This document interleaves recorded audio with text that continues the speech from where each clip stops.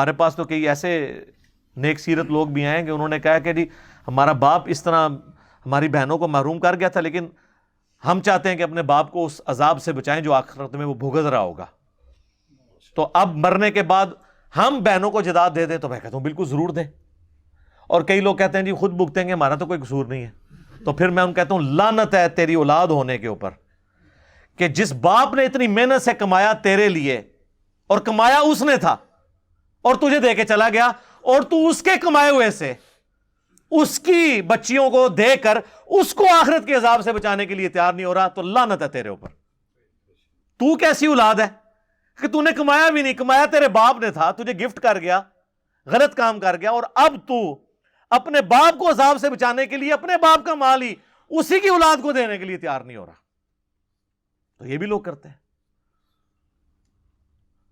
تو انسان کو غور کرنا چاہیے کہ وہ صرف چند ایک رسومات تک دین کو فالو کر رہا ہے، کیا وراثت کے قوانین میں بھی اس نے دین کا کوئی حصہ رکھا ہوا ہے، یا اس کو اسی طریقے سے چھوڑ دیا؟ تو اب